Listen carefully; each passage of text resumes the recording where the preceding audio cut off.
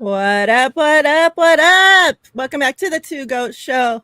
We're your hosts, Mariah and Steph. Steph, happy Two Goat Thursday. How you doing? Good to see you. Happy to go Thursday, and we also finally have a good Thursday night football game to watch today. Actually, I thought last week was a pretty decent one too. So, yeah, it's a good Thursday. I feel it. I feel it. Chat, what's up? Happy Two Goat Thursday. Hope you guys have had a great week so far. Last time I was streaming, like my stream just like YouTube decided it didn't want me to stream anymore. And it like just halted things like right in the middle of our stream. It was very crazy. Like, on StreamYard, when you're streaming to multiple things and it has like the green check mark on each, little thing that it's streaming to. So right now it's like a green check on my YouTube, your YouTube, both of our Twitters. So it had all that. And then all of a sudden, the people that were in my chat were saying, well, we stopped hearing Mariah, like everything just paused, and I was there talking away, like didn't even know. And like my co-hosts, they could still hear everything. And it was still streaming on Ty's channel. But where the green check mark on my YouTube channel it was a red exclamation point. Like I've never had that happen before. And it said like, if this continues, log out and log back in. So I tried to do that. Like it didn't work. So like I was starting to think like, did my freaking channel get suspended? Like what the hell's going on? Like all this crazy shit's going through my head. I'm like, we didn't do anything wrong, so all that to say, chat, I appreciate you guys for sticking through. You're back. I ended the stream and did a test stream and found out it worked just fine. So my channel wasn't suspended. But we're back. We're rolling. Ready to talk football. Before let me be honest with you guys about this score prediction situation real quick. I didn't even calculate it yet because I know already that Steph is going to take the lead this week for the first time this season, because I already know that my score gap is a lot bigger than what yours is, and you were only down by 3. So, yes, I think coming in strong in the second half, like the 49ers, man. Yep. I think we're going to have a new winner starting this week. So when Steph is talking later, I'll start calculating, I guess. I was just going to skip it this week and tell you guys I didn't want to do score predictions this week, okay? But I knew you guys would be on to me. So, we'll get it going. I haven't even done my score prediction for the Seattle game yet because I'm just so sick to my stomach that I'm now going to be losing. After such a big lead, those that have been watching know from the beginning of the season, I was like winning by like a score differential of like 50 freaking points at one time. And yeah, no, it was crazy. She is going to take it over. So pretty crazy. Tampa Bay, we got the dub, but not, speaking of score predictions, we both thought the score was going to be a lot different. So, just a reminder, Steph had predicted 22-34, and I had predicted 20-37. So we were expecting the 49ers to go in and handle business by a larger margin than they did. Now, obviously, 3-6-9. So we would have had 9 more points, and mine and Steph's score predictions would have been looking a lot better if somebody wasn't out there missing field goals. Yeah, but see, you got to factor that in. You got to factor that in. Special team strikes again. Steph, how you feeling overall about the Tampa Bay win?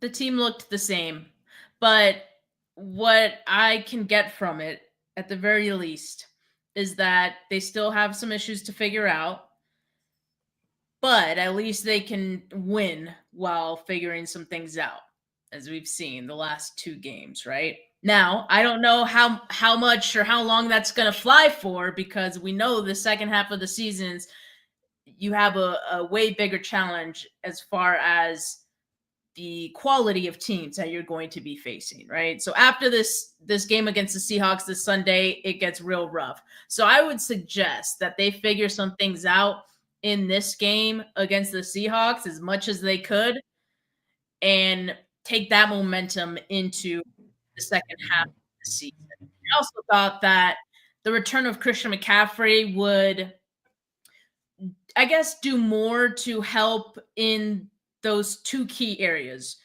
red zone and third downs. I did think that was going to help. That still was something they struggled with. Christian McCaffrey on his own, I think, showed some differences in this offense, right? But obviously just not enough to magically fix those problems.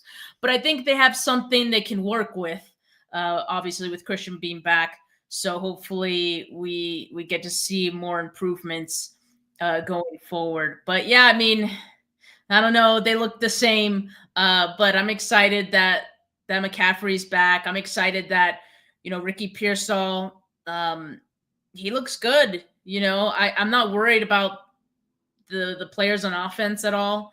It's just about executing, and I think they'll be fine. Yeah, Ricky does look good. Got his first touchdown. It's awesome to see. And you could tell like his teammates are just so happy for him, Speaking of Ricky, real quick, let's talk about him and Debo at the Warriors game last night. That was last night, right?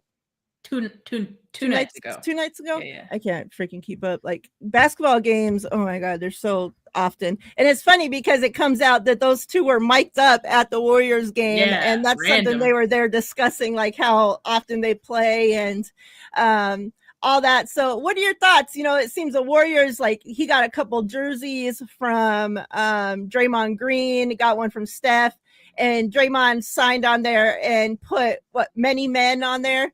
So like, it's cool to see. I thought it was very cool to see, like, even, not just Ricky getting the support, obviously, from his own teammates, but even from, other Bay Area teams, like even around the league, like people are just generally happy to see that guy doing well after what he's been through. Yeah. I mean, it's awesome for him to get that experience. Just being a rookie that's a first round pick, he was probably always going to get some special treatment, right? But like obviously with what he's been through, what he's overcome, I think it's just allowed everyone to kind of unite and be there for him, and he gets to experience these cool things, and I think he's deserving of it. So yeah, it was cool to see him out there. Now everyone gets to experience courtside in their lives. Like I said, at some point he probably would have done it, but just the fact that he was able to do it with Debo mic'd up, get the chance to, get something signed from Draymond and meet the GOAT, Steph Curry. Mm-hmm. And he got to see a awesome ass game against the Mavs. So he saw Curry cook. And he had even called out and said something like, oh, I want to see like a buzzer beater shot or like a shot, like pretty much what Steph ended up doing, like hitting that, dagger 3 at the end. Like, I thought it was pretty cool. Like, like, sure, next time can you like, request you want to see something even bigger happen, and we'll see what Steph can cook up.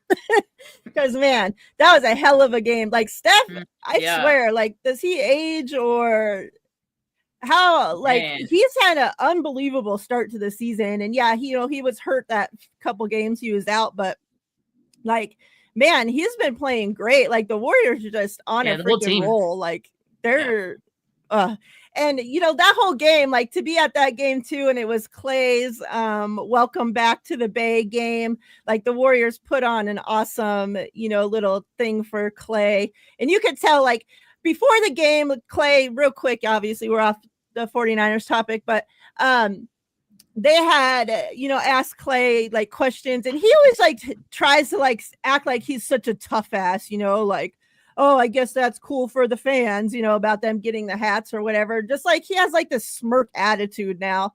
And then after the whole thing's said and done, you can see he was like choking up during it. And then after, when they were questioning him, like, like our Clay came back, and was just like, yeah, like that it meant a lot. And like just to see Steph out there, and you could tell Steph took that game. It seemed like he took that game personal. Like he did not want Clay to come in there and then beat, the Warriors. So like he was going to give it all he freaking had. So that was an awesome game overall for anybody to get to experience. But like I'm glad for the rookie to be in there and Debo to be going with him, because we know obviously, Debo and Ayuk were so close, and now with Ayuk being out, I'm glad to see that Debo's, taking the rookie under his wing and, doing stuff with him outside of football as well.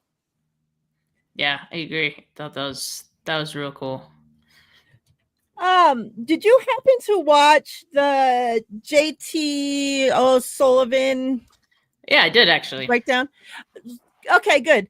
Give me your thoughts, because I had talked to the guys about this the other day, but they hadn't watched it. So it's like I was just talking to myself, So remember when he talked about the red zone struggles, and he specifically was talking about that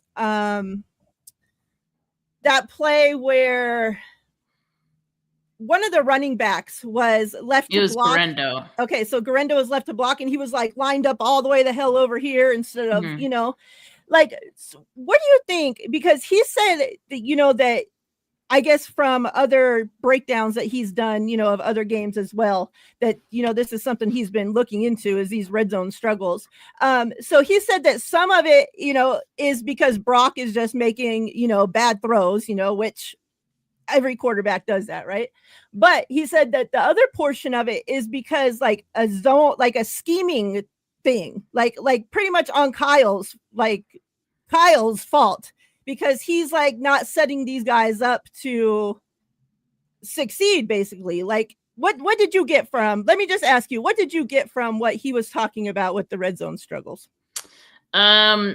Yeah, I think he does nitpick on some things of the 49ers offense quite a bit, and there's some things that he kind of gravitates on and will comment on literally every freaking video. It's like, dude, you mentioned this, like we know you hate it. Okay, because I hadn't watched other ones, so no, he there's some things he always complains about, and he kind of says it too. Like, I know I sound like a broken record, but he says it like every video.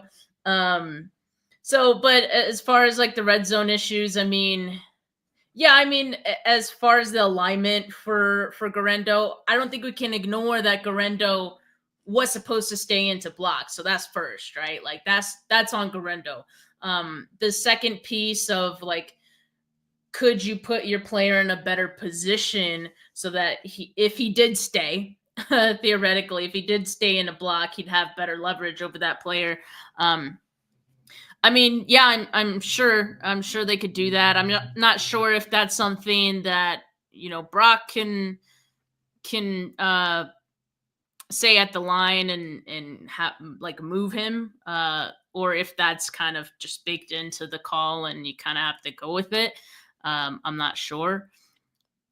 Yeah, that's the thing. Like there's so much that we don't know about what they're asked to do, what the play calls are, that even JT O'Sullivan, doesn't know. And at the end of the day, on some things, like he does speculate, and we speculate too.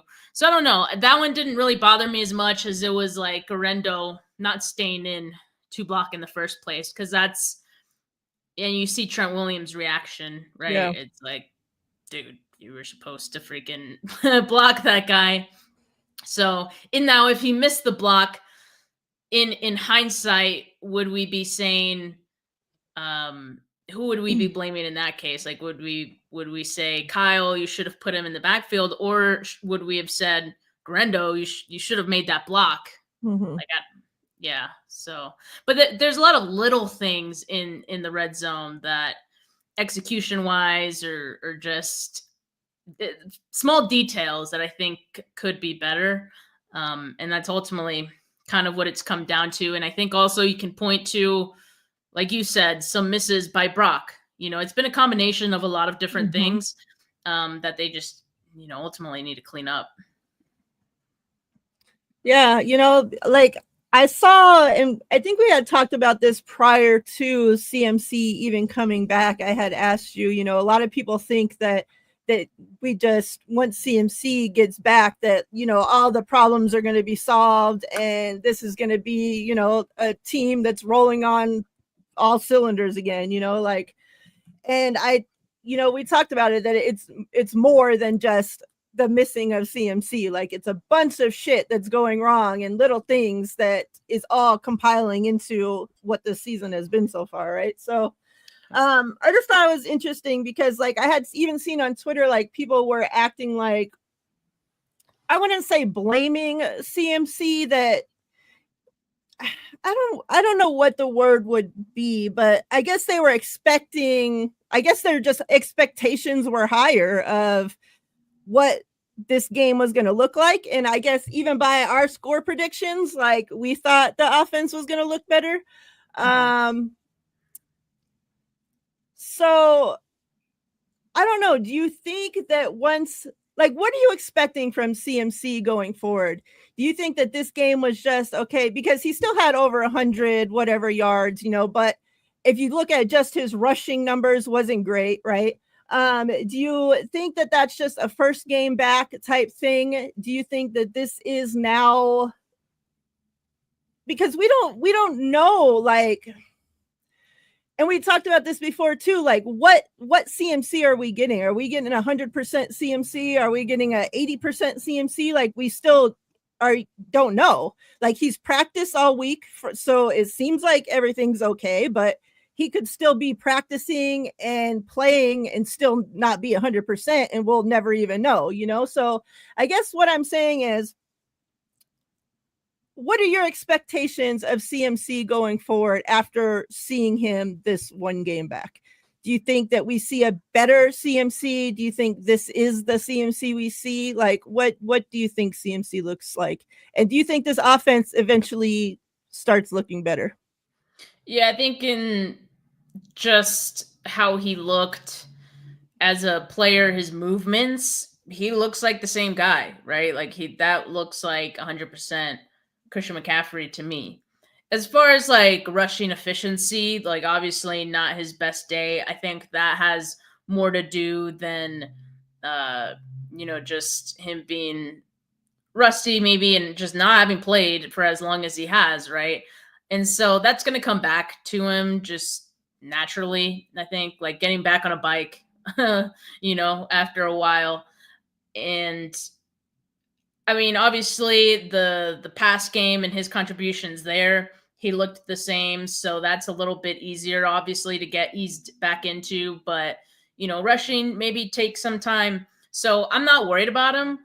I think with time, I don't know if it's going to be from 1 week to the next, but like with time, like I think he's going to look like the same guy. And like I said, his presence alone goes a long way. You saw how it's able to create space for others because you have a threat, whether he's lined up outside, whether he's, underneath, you have to account for him more so than any other player that's out there. So that opens things up for others. And I think we saw that in this game. I think we saw the trust that Brock has in McCaffrey and that clearly alleviating some things for him in certain aspects.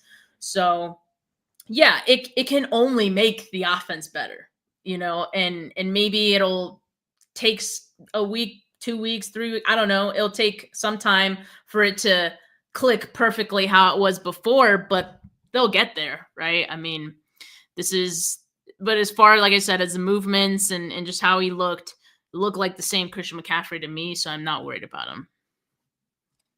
Good. I agree. He did look, it did look like, him. And then even, like, I noticed it's something, so simple, but, in practice, like he's one of the only players I swear I see do this constantly. And I don't know if it's just this is the videos they tell us, yes, or if it's just him that he's always fucking doing it. But like I noticed, you know, when we saw there's a video that released before they shut him down. It was like way back in one of the camps or something. Even that video of him doing the high knees didn't look like normal. And now, like, just seeing these videos, somebody like one from yesterday or from today, I don't know. It was from this week though. Like, it's like, okay, that CMC, he looks like, you know, because I'm like, you know, did he hurt himself? You know, how did he come out the game? You know, like, are they going to be honest with us? I'm like, let me see how he's looking and doing his high knees, and it looks like CMC, like, and he fucking does those things so high, like, oh my gosh. Like, do other players do that as much, or is that just like a CMC thing? I swear he's always doing that shit. I think it's definitely part of his warm-up routine that is a consistent part of his routine. Like, he comes out there and that's the first thing he does. And because it's the first thing he does, and because it's like the media members only get to see like the warm-up portion, so that's why we usually just get the high knee videos. All right, last thing about Tampa Bay, you know, whatever. Not really, I mean, it has to do with this game, but kind of just overall. And that's, talk to me a little bit about Nick Bosa, because I know a lot is going, you know, this play is all over social media, the one where he's pretty much holding hands and walking Baker Mayfield across the dam all the way across the freaking field, and Baker's still on 4th down, and Baker's still able to complete the freaking pass and get the first down. Bosa was asked about it, and he pretty much said that he thought if he were to try to go make a play and like tackle him, you know, or sack him, whatever, and go for his legs, you know, possibly he could have still got away and made the play. And he's like, and I thought if, you know, I did what I was doing, that he wouldn't have been able to make the play. However, he did. Now, Bosa also said that after the game, said that his, what is it, hip, that his hip was bothering him throughout the game. And then when he was asked yesterday or today, whatever day, he said that that's pretty much the most pain that he's played through during a game. But Bosa seems to get, you know, let's take it back to Ayuk. Ayuk got killed the first few games of the season because he just got paid and was looking like shit. Even though all of us knew that's what was going to happen because he wasn't there all freaking camp, right? All these players, like the fans, the media, everybody is on these players so bad when they're not living up to the standard or up to their paycheck. But it seems like Bosa constantly is given a pass for everything. So now this season goes all the way back to him getting paid, like has not been the Bosa that I think you're paying for. You know, like there's a lot of games that you'll be watching and other teams' star pass rusher, whether it's the Browns, the Steelers, you know, these big money pass rushers, right?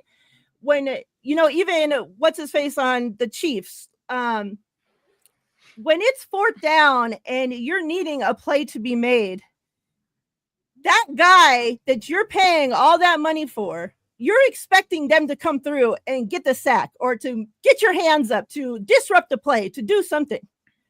And it seems like more times than not, when you're needing Bosa to come through on those plays, and this isn't just about, like I said, not just about this Tampa Bay game, but, you know, that obviously goes into it too.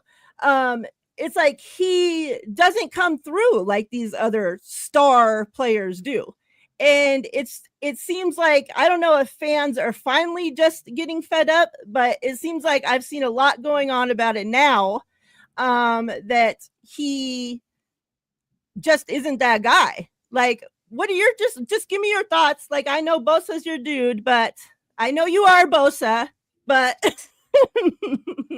I feel like this version of Bosa lives up to the contract more than that version of Bosa on the football field over there. So, talk to me about what you think is up with Nick Bosa.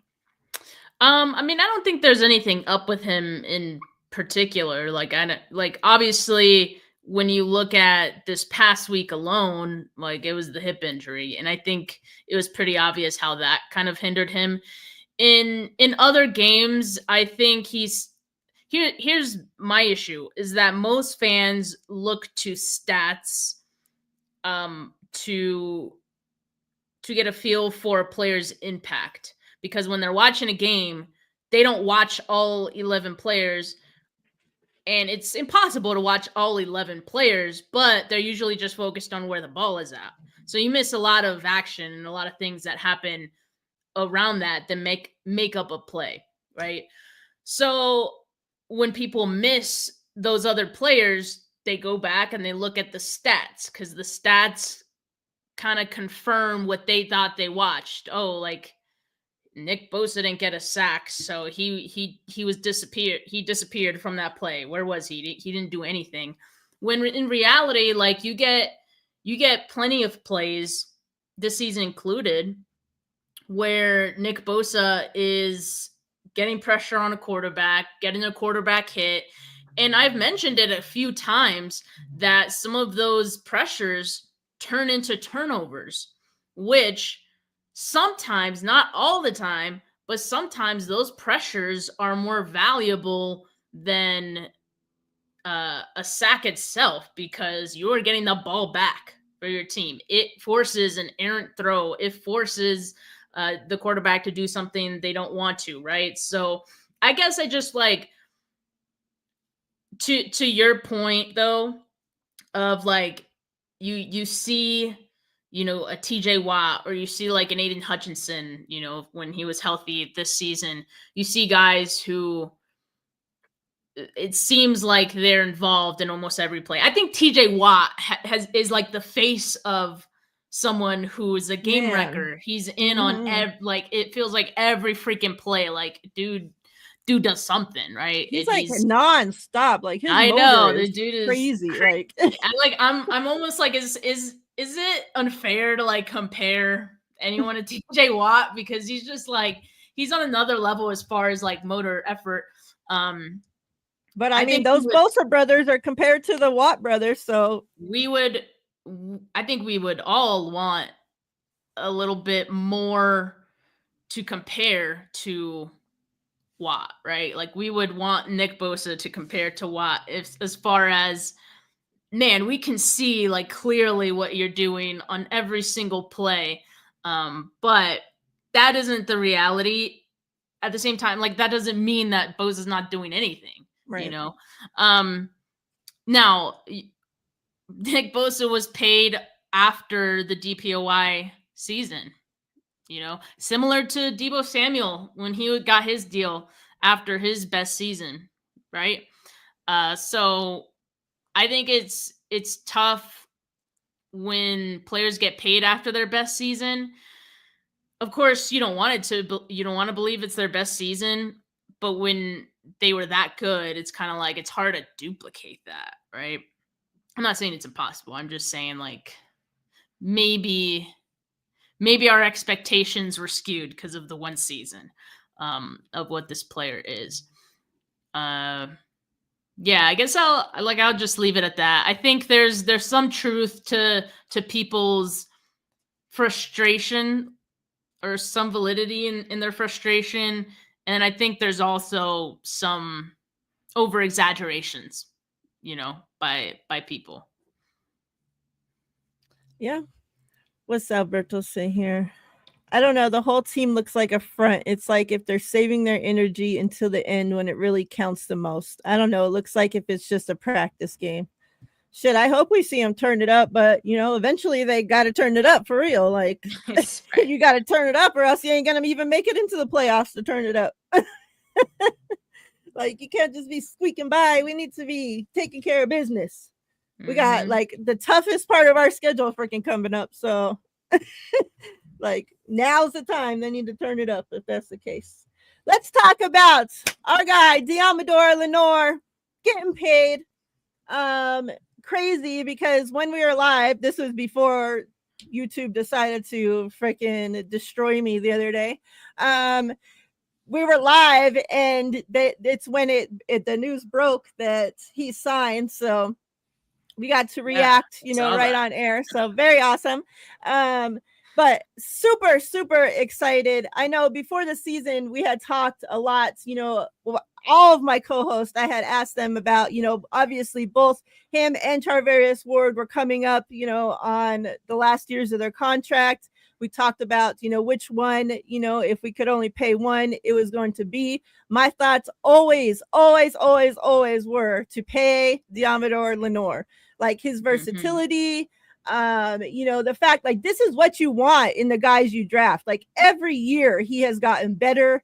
And he even talked about it, now that he's signed, it's been talked about, like, the rough, rookie season that he had, where he lost, like, confidence, and, Kyle talked about it. And now, Kyle said he's one of the most confident guys on the team. And, like, you can see that in his play. And, like, that's what you want from, especially that position.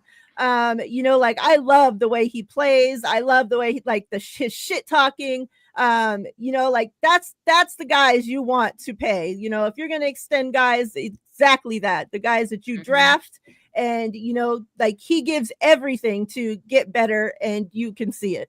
The fact that he plays everywhere that we ask him. And, it's not like, we talked about this, I think last week, about that saying, or numerous times we talked about this, about, and I always get the saying wrong every fucking time we talk about it too. The master, whatever, like the people that normally can do a lot of things good, but they're like a master of none. But Jack he does, but he does, like, everything we ask him at, like, such a high level, and, like, doesn't complain, like, just the perfect. And I think that John Lynch or Kyle, one of them, had said, like, that exactly what a 49er is Deommodore Lenoir. So give me your thoughts on Deommodore Lenoir getting paid, the contract amounts, like, all that. Yeah, I think it's huge for the 49ers to have gotten this done when they did. The fact that they didn't have to wait till the end of this season to get it done, I think it's a win-win for both sides, because I think there was a part of Lenoir that wanted to bet on himself going into this season. There were kind of like some reports, more or less, that, the 49ers tried to get something done with him this past off season, but he wanted to bet on himself. So he went into the season, with that intention, and the 49ers still get it done before the end of this season, this 2024 season, right? When I think we know, like, he's putting together an all-pro season. Like, if he went to the very end, I think he would have priced himself out of the night. Like, he would have seen his market, and he would have been gone, and so I think it's a win for the 49ers for the obvious reason. Like, you get Lenoir on this 5-year deal, who's only 25. Like, he's so young. Like you said, he's getting better every season. He's shown improvement. And he's a tone setter and a culture setter for this defense. So that's like one of the cornerstones of the defense. And you have guys like that at every level of your defense now. Like, you're set, right? So you got one at secondary, maybe safety. Like, you got two really young guys there, but everywhere else, like, you got some cornerstone guys. So yeah, I think we know he would have gotten way more on the open market if he just waited to the end of the season. But obviously, like, San Francisco is where he wanted to be, and obvious for the 49ers to reward him and get this done ASAP. I mean, if you look at, we don't have all of the details of his contract, right? So that's important, because that can skew some of the numbers. But as it stands right now, and based on what we know right now, which is not much, his APY would be 18.4. that would make him 12th highest paid in APY, like just that alone, 12th highest among cornerback contracts.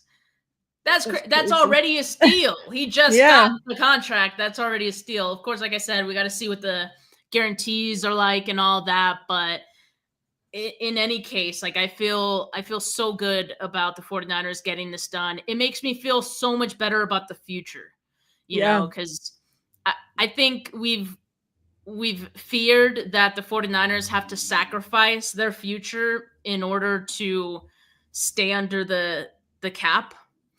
And I think we're finding out like that's not necessarily true. Yeah, they're going to have to make some sacrifices, but like they're keeping those important cornerstone guys that you can easily like build with and to keep competing going forward even after 2024.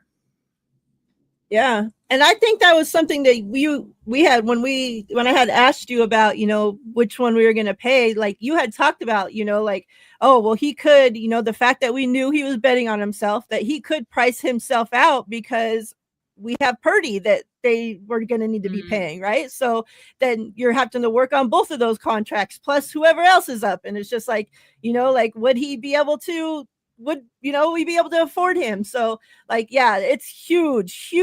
And this is so unlike the 49ers. Like we're always bitching that they wait till the very last fucking minute to do shit. And so the fact that like you're able to lock him up and we're not having to go into next offseason without a starting corner like under contract, like that's worrisome. Like that's a position like you don't want to have to be just filling on the fly, right? Like you need to have cornerbacks in this league. So because like you said, his price was just going up and up. So oh man, huge for them to be able to get it done. And so much like a big deal that he even said like he wanted to be here. Like he spent, you know, his entire time on the West Coast like this, like of course, but you know, if somebody was offering him to give him $30 million a fucking year, you know, he ain't gonna freaking still be like, fuck the Bay, fuck the West Coast, I'm out of here. So yeah, like, and I love this because I'm an Oregon fan, you know, so to have him come from there, you know, to like I have posted, I gotta get my signed, I have an autographed Lenoir jersey. I need to get one of those like I don't know what they're called, like the jersey cases or whatever, so I can hang it on the wall back, so I can get it hung up now that I know he's gonna be here. Because I ain't trying to hang up nobody's jersey that's about to be leaving in a freaking year, you know. So now I can represent to the fullest. I also loved how, remember that it's going around again about that video when he was a rookie that he posted like during training camp of him. Who was that? I don't even know who that wide receiver. Like they were wearing jersey number 7 or something. Like who the hell was that? It looked like some big ass. He looked so big compared to Lenoir. And Lenoir's like, wasn't it rookie mini camp? It was rookie mini camp. Yeah. So it's just another rookie from that class. And then Kyle had said that the fine, because Kyle's the one that got fined, and that he took away from his kids' college tuition. I'm like, that's such a mean thing to tell a rookie, you know, like you're taking away from my kid's college tuition with this fine. So Lenoir now says I'm able to pay him back for that his kids' college tuition. I'm like, oh my god, like that's hilarious. And then there was one more thing. I thought. Oh, when he was asked about Richard Sherman, and he said that Sherman paved the way for guys like him, you know, guys that are drafted in, you know, the late rounds of the draft. Both hadn't been drafted, you know, they were both drafted in the 5th round. He said that he's like a big bro to him. He said that, you know, a lot of guys call him when he's, you know, playing great and doing great, but Richard Sherman even calls him when he's not playing great, you know, like that he's that person that he, you know, calls and is able to help him through all that stuff. And he said, and he tells me that to keep being a dog. And I'm like, yeah, that sounds like something, you know, like I'm so glad that, because that was just his rookie season that he spent with Sherman there, right? Was only that one season. So, yeah, it wasn't that long. Yeah, so for, like I remember hating when Richard Sherman came to the 49ers, like I couldn't stand him at that point. And now he has turned into one of my favorite people that has ever played for the team because, he's had a lasting impact on that locker room. The guys that, like so much like he did for those guys, like not just on the field, but now it's coming out like how much has done, continues to do for these guys. And like a guy that he only played with one season, like he doesn't have to do shit for him, like think of all the people that Sherman spent one season with. Yet he chose to continue to keep that relationship with Lenoir and to continue to help him, with whatever he needs, it sounds like. So I loved hearing that. I thought that was pretty awesome. Yeah. And I mean, it kind of reminds me of Emmanuel Sanders and just like how he kind of helped build the confidence of Debo and Kendrick Bourne that season. And that was just one season for him. But Richard Sherman, having played, a few seasons for the Niners, I think his impact lasts a long time and spans a few different players now. So, but yeah, you're right. I mean, just being the one season that he had with Lenoir and kind of taking him under his wing has been a huge deal. And I think, but I also want to give some credit to Lenoir because I think he's the type of player that seeks out help and mentorship. Yeah. And that's big because not a lot of players do that. Like you need to have some humility. Like we talk about, the fact that he's a dog, he has all this confidence, his mentality, all those things, but I don't think he has an ego to the point where he's too big or too good to ask anyone for help or for advice. Like I think that's the kind of guy that he is, and that's one of the things that I think has made him the player that he is today. So yeah, I kind of got that sense when I saw him at training camp this season, Lenoir, and the way that he like gravitated to Brandon Staley. Like he was around Brandon Staley so much, like in between every like warm-up drill or whatever drill they were doing in between like reps in team period, like he'd stand right next to him and they'd go through things, they'd talk through things. And so that told me like, okay, like you're seeking this out. Like you want to improve, you want to be better, you want to pick someone else's brain. So like, I don't think it's surprising if he did the same with Sherman. Right. And so Sherman, of course, like also gravitated to that because it's like, oh, you want help. When people show that, like you want to help them because it's like, it's just similar energy. But yeah, I think that's, like I said, part of what has made Lenoir who he is. And I have no doubt he's going to be able to do the same for other players that come in. I'm sure he's doing the same for Renardo Green, right now. Yeah. So, I love him being part of this team. I love Sherman, being close with the guys on this team still. And it just makes me feel very positive this week. Yeah, I wouldn't be surprised if maybe this next season or maybe the season after, within this next couple of years, that we don't see a C on the chest of Deommodore Lenoir. Sure. So yeah. All right. So I added up the scores. All right. Let's see. Where am I? Tied. 99-99. The 99 club. Yep. Man, so you're just being dramatic as per usual. Well, that you gained because last week it was 85-88. So I got to think long and hard about the score prediction this week. The pressure is on. All right. So looking at Seattle, let me look real quick. The last time we played them, I feel like we kicked their ass. 36-24 last time. And we were in Seattle. Yep. So we're home this time. We have CMC this time. I know, 36 without McCaffrey. Like, that's crazy. Yeah. No score prediction yet, but just how you feeling, after seeing how the guys looked that last week coming out of the bye. how you feeling this week against Seattle? We need Diamador Lenore to get a pick now that he signed that contract. That'd be cool. That'd be cool, right? And he definitely could. I mean, they're playing Geno Smith. He definitely could.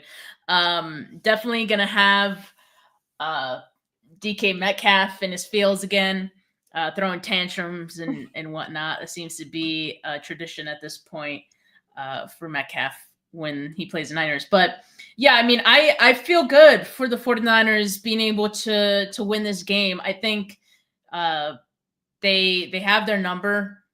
They've won the last 6 matchups against the Seahawks.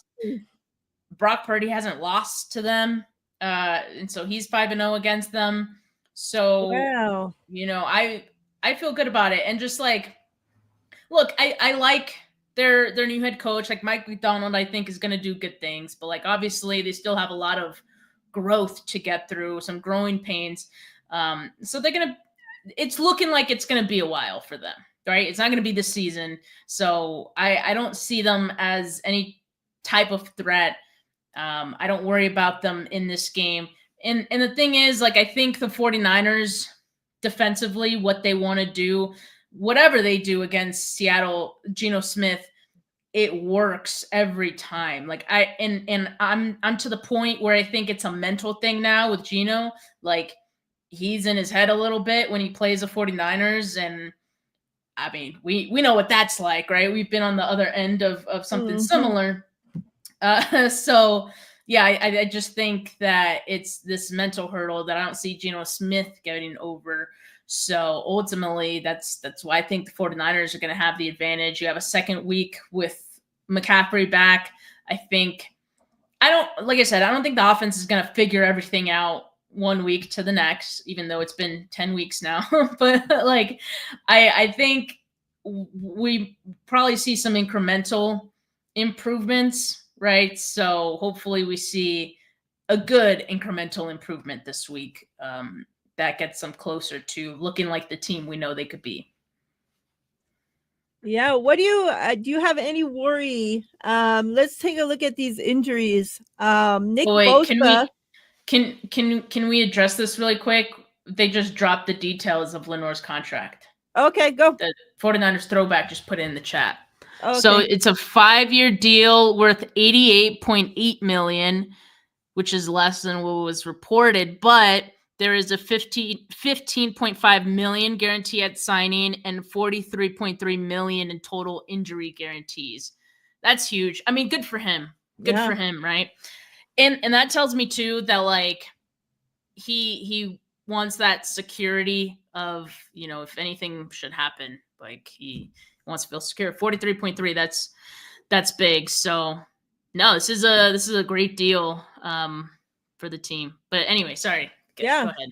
Yeah, that's good. And yeah, of course, you know, you're going to want that. And something like that, you know, if you're coming in and actually willing to give a guy that money in total injury guarantees, that's, you know, something that tips you over the edge to be able to keep a guy, because not a lot of teams are willing to sign a guy like that, you know, especially a free agent, somebody else's guy. Like, you know, you're keeping your own guy, you're able to offer him and get him to, you know, get him this security. So on both sides, I think it was a job well done. And like we just talked about, you know, awesome for them to be able to get it done before the season. And we don't have to worry about another team freaking snagging him up, because I was going to be sick to my stomach. All right. So let's talk about, speaking of injuries, the 49ers injury report. Nick Bosa, Trent Williams, Mitch Wishnowsky, Charvarius Ward, and Kevin Givens all are not practicing. So it was first listed that Trent Williams had an ankle, wrist, or something /rest, but now he's not practicing for a second day in a row. Nick Bosa not practicing for a second day in a row. Obviously, is Charvarius Ward. We know what's going on there. But Kyle did say that on the Charvarius Ward situation, that according to Charvarius Ward, to expect him back sooner rather than later. So I don't know if that means he's in time back for this game or not. We shall see. But any worry about Nick Bosa and Trent Williams not having practice? It looks like Mitch Wishnowsky is back, and they did sign, a guy to the practice squad. So he might be out. But on the other two, Nick Bosa and Trent Williams, thoughts on them? Any worries? I mean, it's slightly concerning, right? For Trent, although he's the kind of player that doesn't need to practice to play on Sunday. And then I saw that David Lombardi tweeted that he was on the field at the very beginning of practice before heading to the weight room. And that's usually a good sign if they're not rehabbing the entire time. So I'm gonna just assume that those guys are gonna be okay. I think for Nick Bosa, it's realistic that second week in a row might not be 100%, going into this game, but as long as he doesn't somehow worsen, his hip injury, it should be okay. But yeah, everyone else, I think I would expect all these guys to play, aside from, of course, like Mooney Ward. I think maybe next week, more realistic. Yeah, and it looks like Alberto's saying that DK is playing Sunday. It has been confirmed. So it's just funny, you had talked about DK and his tantrums. Like, wasn't he was the one that wore like the pacifier freaking thing? Like, it's so fitting. Like, he's such a big fucking baby, I swear. Like, the biggest, toughest. Remember, he was like prized as so special coming out because like he ran the fastest at the big ass size and was so strong and all this shit, and like the biggest fucking baby. Like, they didn't put that on their fucking report that he's a big baby along with it all. Like, yeah, you could be strong and be the toughest, but you're the biggest ass baby too. Like, I can't believe somebody that size. Like, it's just hilarious to see him on the sideline throwing a tantrum. And normally he's fighting with a corner that's half his size. It's roid rage. Yeah, that's what happens. Like, so I always know once we see, that happening and he's over there throwing his tantrum, that we got him. Like, we got him right where we want him, because he's gonna play like shit the rest of the game. Yeah, so I mean, how I was saying, like, the 49ers kind of get in Geno Smith's head. Well, it kind of gets in DK Metcalf's head too. Although the difference is Metcalf, I think, could still like put together a good game, even if he plays the Niners. Not every time, but he could. So, but still, I mean, yeah, definitely we own them. Like, I think it's getting to them a bit. How the tables turn, because I used to be sick to my stomach knowing that we had to play Seattle. I hated us having to go there and play. I hated them coming to the Bay to play. It didn't matter. I just hated seeing Seattle. And man, it must have been a Russell Wilson effect, huh? Because I don't know. They're not so scary anymore. All right, score prediction, Steph. Okay, so yeah, 36-24 last time these two teams played. Although it might not make a lot of sense, but I'm not going to predict the 49ers win by that much.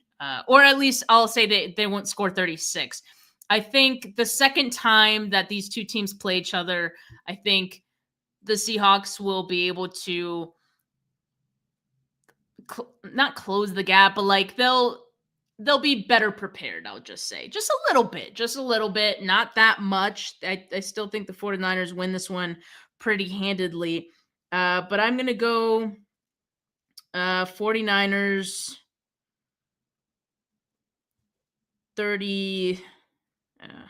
31, Seattle 22. Okay. So Steph has 22-31. I have 27 to 33. There you have it. Lock it in. Chat, score predictions. What you got? Alberto, 32-14, 49ers. Don, 35-10, 49ers. All right, before we get out of here, one last question I want to come back to. The chat was talking about this. Obviously, we know Huff has not had the career that we thought to have. We got his one season there to be Pro Bowler, and then kind of has just been injury after injury after injury since. This is his last year under contract. Do you think, what do you think happens after this season? Do you think he signs at a discount? Do you think the 49ers just, wash their hands, let him go somewhere else? What do you think the future is for Talanoa Hufanga? Yeah, I mean, I think his time as a 49er is done, and we may have seen him already play his last down for the team. It's kind of crazy that it came to this, because I feels like there was a point where he was an important piece to this defense, even just a season ago. So yeah, that's going to be different. But I do feel like the 49ers have been preparing themselves to move on from him for some time. I think obviously picking up Hufanga was a big Mustafa was a big indicator of that. And with how Mustafa has looked, with the fact that they can develop him in season, and you know that next season he's probably going to be better. I think it makes it a no-brainer. Jair Brown, young player too. Jair Brown, maybe doesn't look as good as we thought he would in that second season, right? But I still think, as far as cost goes, that's kind of an easy decision. And yes, you could probably get him at a discount, but with 2 injuries now, I don't know. He didn't even look like the same guy when he came back. So I think it would be tough to bring him back. And I don't see that happening. Yeah, that is tough, because like you said, he was a very popular player with the team, fan favorite. It sucks to know, that could be it. And unfortunately, due to injuries, it was almost like the injuries made it a soft landing to move on from him. Yeah, unfortunately, because I think it was already probably a thought in their minds, and that kind of just made the fans more accepting of moving on from it. Yeah, but he had injury problems in college too, if I remember right. I don't really. I thought that was a concern, with him coming out as well, or injuries, but I could be wrong. But yeah, hopefully, I mean, if it's not here, next season, hopefully this ain't the end of his career, and he is able to at least play football again. Because that would be very unfortunate. Who knows what's even going on with him? Literally, as soon as he gets on the field, it's okay, done. Okay. We're so excited, to have these safeties, and Hufanga being a part of that. And man, very unfortunate. All right, let's see. Let's get these last score predictions. Jerry, 28-17. Throwback, 35-24. All right. We better kick their ass, faithful, because when we see you guys next week, we got to be talking about a dub. I don't want to be hearing that stuff saying, well, now the 49ers are 5-1 or whatever the freaking numbers were. Yeah, I don't want to hear that either. Oh, my Bebop-aroni. At the last second, Bebop squeaks in 17-37. All right, Steph, what else you got going on this week? So yeah, I had my show earlier today with Monica. So make sure you guys check that out if you haven't yet. Tomorrow, doing my preview show with KP. And then, of course, Desi joins us for the first quarter of the episode to talk about injuries. And so we'll definitely be discussing how McCaffrey looked last week, how Nick Bosa might look this week after how he looked last week, and then Trent Williams. So yeah, make sure you guys tune into that. Steph49K on all social media platforms, including now Blue Sky. What the hell is a Blue Sky? You'll know soon enough. I can't keep up. I can't keep up with all this shit. I'm barely just trying to get Instagram going, okay? Oh my gosh. And I'm gonna be starting a new TikTok channel with food. Let's It's just all go. gonna be about food and dogs only. No football. Okay, I could get behind that. Like, We're only dogging it up and food Supper it up alley. over there. Supper alley. So be on the lookout. And yeah, me and Steph will be back next Thursday, every Thursday, 3 Pacific time. Make sure you're subscribed, both channels, Steph 49K, Faithfully in Vegas. Much love. We appreciate y'all. Everybody have a safe, wonderful rest of your week. We're out of here, Faithful. Peace. Peace.